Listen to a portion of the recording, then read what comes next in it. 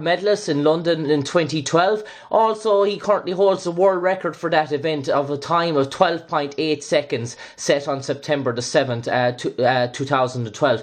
But Aries, if I can start off by talking about your upbringing and your childhood. I see you were born in Chicago and you moved to Georgia at a young age. And where was it, where you moved to Georgia, or tell me, how did athletics first come into the household of Aries Merritt, or was there always a family background, or were you brought up in other sports like basketball or American football, or was athletics always your first love? When I was growing up, my sister, she also ran track as well, and I wanted to kind of be similar to her and run as well, and so that's what I did. But before I even ran, I was a gymnast for about 5 years, so I did gymnastics for a little while, and then I transitioned to running after that. Yeah, and you attended Joseph Wheeler High School, and you were teammates with Reggie Witherspoon, and from there on you went to University of Tennessee from 2003 to 2006, and you were a 7-time All-American. And was it there you sort of got that first time you got that expertise in relation to coaching and all that areas that brought you onto a different level, or did you always have good fundamentals and good coaches early on that shaped you? Well, when I was in high school, I was coached by some Jamaican coaches. Okay. Coach Chris Malcolm and Lysel Lewis.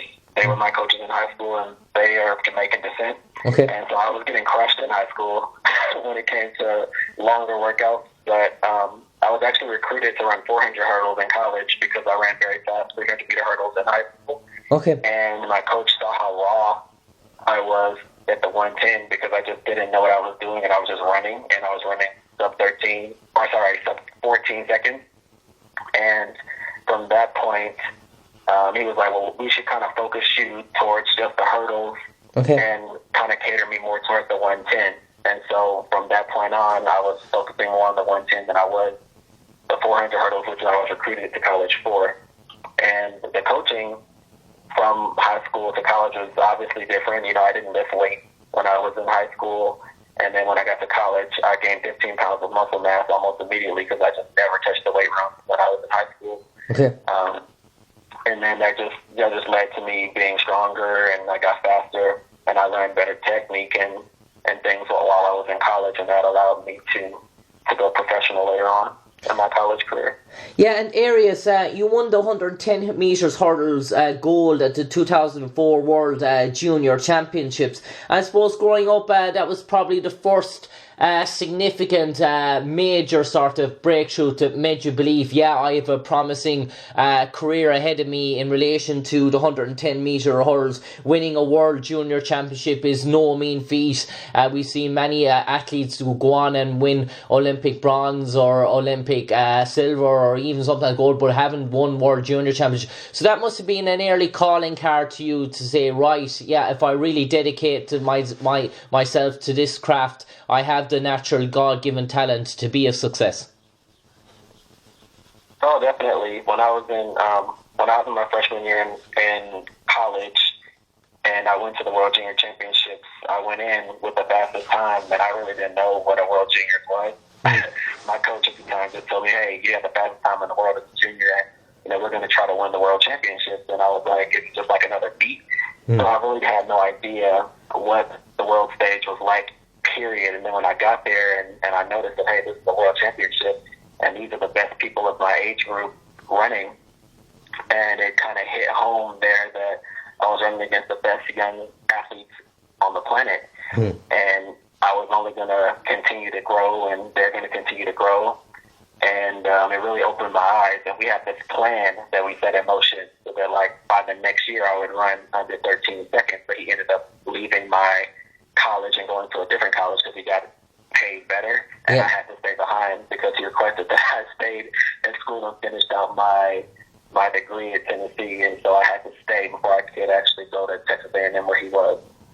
Yeah, and I suppose when we look at years and promising years and significant years, when we look at athlete careers, I suppose the two years that stick out for you are probably 2012, but most importantly, 2006 was a very important year in the career of Aries Merritt. You started off finishing sixth in the World Athletics Finals, but you went unbeaten throughout 2006, and you won the NCAA championships, and you were undefeated in all hurdle events that year. And that was a really, a real breakthrough, sort of breakout year for you, Aries, in that sense that you went the whole calendar year undefeated, winning an NCC World Championships, and maybe bringing an awful lot of consistency to as a professional athlete at such a young age as well. Yeah, I definitely agree with that. When I was in college and my junior year, I was undefeated.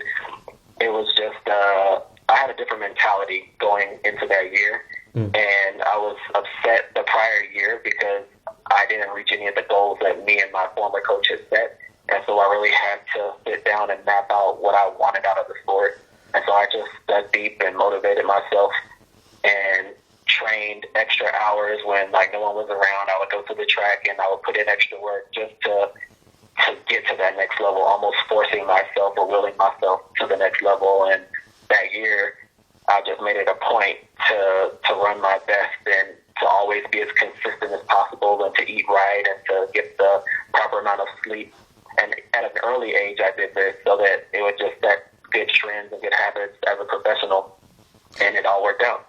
Yeah, and I suppose Aries, in 2008 you reached the World Athletics Finals and you finished 4, but after 2008 then I suppose you went in that Olympic cycle, and everything was, after 2008, was building up for London 2012, and to get yourself in that sort of peak condition that you would be going into the Olympics as a contender, not just there to compete or making a final, but as a contender to come out as top dog. And I suppose 2012, you sort of made a change to your running sort of technique, and you altered your approach to your first hurdle, switching from 8 to 7 steps. And I suppose as a person that is competing for a long number of years, people looking on the outside might say that ain't a big decision. What is one step going to make? But how significant was that decision to you at the start of 2012? Because you certainly reaped the rewards from it.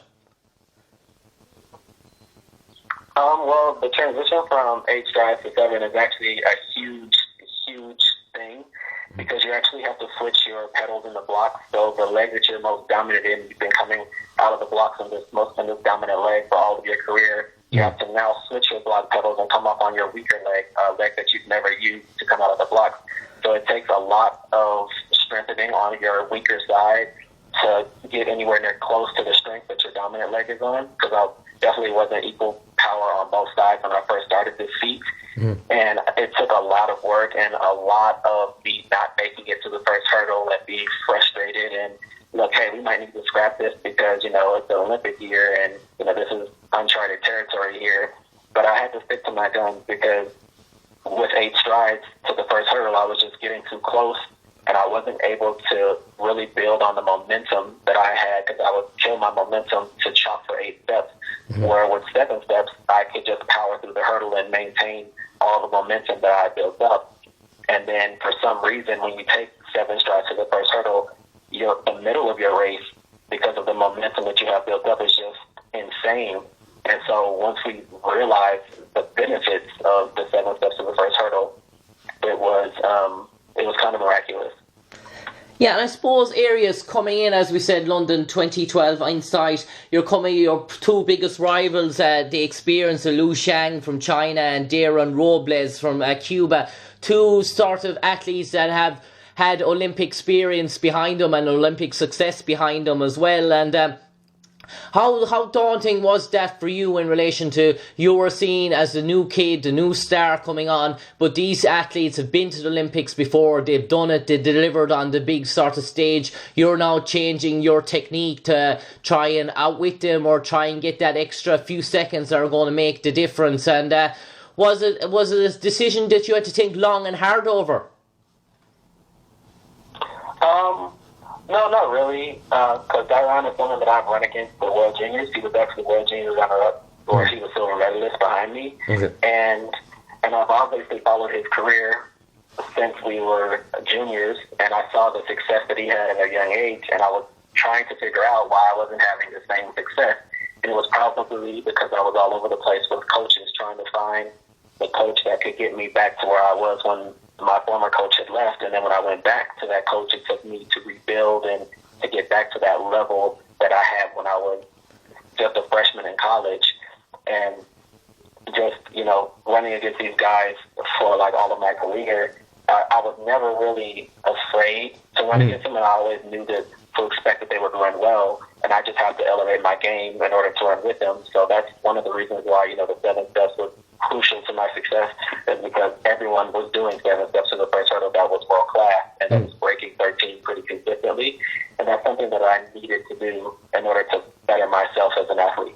Yeah, and Aries, I suppose the 2012 it started off 60 metres world indoor champion in Istanbul with a time of 7.44 seconds, beating Liu Zhang. You won the Olympic trials in Oregon, so you were building success upon success heading in, and you heading into the Olympic Games, and you had great sort of momentum, and these sort of the opening rounds and the semi-finals, they all went off smoothly in terms of what you wanted to achieve. But the final itself, what were your memories of the actual final, coming out into the arena, getting ready, getting on the blocks, and maybe you can take us through your memories of that and maybe the race itself? Well, I remember the day of the final, everything was pretty normal. And, after I ran the semifinals, and I think I ran 12.94 or something, I was just on a whole different focal point. Like, I was just so focused on what I needed to accomplish, and I just really wasn't worried about anyone else, because I knew that the athletes that I'm running against are the best on the planet, and they're going to come there to try to win a medal, and I had to have that same mindset. But what I did was I tried to just remember everything that I had been through, and remember that, hey, you got to go out there and have fun as well. You put in all the work, and there's really no worrying about what I should and shouldn't be able to do, because you got to the Olympic final and, you're one of the best. So just go out there and execute as best as I can. And so when I got on the line and the stadium was just erupting with photographs and people cheering, and I just tried to not focus on what other people were doing. Yeah. And the crowd, I really could not focus on the crowd, because you just get lost in that energy that the crowd is giving off, and you kind of want to just focus on the 10 barriers in front of you. And so when they called us to set and the stadium was just, pin drop quiet, and they said set and shot the gun, and we were just running, and everything for me was like pretty much autopilot. I just let my body do what I had trained for the last 4 years since 2008. I was just pretty much an autopilot. And the one thing I do remember in that race is that I think Dyron screamed. And I was like, oh my God, he's coming. He's got to come catch me. I really need to get to the line as quick as possible. So instead of relaxing, I kind of got really tense. And, I didn't run that race as well as I should have. I should have run much faster, but because I was so tight and so tense, I ran fast. Don't get me wrong. Personal best. I didn't run to my potential. Yeah. Yeah, and Aries, you said you didn't run to your potential, but you set a personal best in the Olympic finals, and that quote you said didn't run to your potential. It was certainly true on September the 7th, 2012 in Belgium, where you set a new world record one in 12.80 seconds, beating the previous world record by Dela Robles of a time of 12.87. So knocking a whole 7/10 off the world record, a feat that wasn't matched till 1981 was the biggest margin of knocking off of a world record. So that run probably was a flawless run in your eyes, and I suppose you probably looking back at it, you probably eked out as much as you possibly could, or do you even think you could have gone faster? Well, that race was pretty funny. It was the last race of the season, so you're not in as good a shape as you think you are. I think I was in better form at the Olympics, and it was earlier in my season, so I think that I could have run better. But, I was just happy to go home, because I've been in Europe for 3 months, and I was ready to go. And so it was my last race of the season, and I just wanted to go out with a bang. And I was trying for the world record after the Olympics so many times, and I just kept falling short. And then the conditions weren't favorable. Like, I think I ran 12:95 into like a negative 1.0 Yep.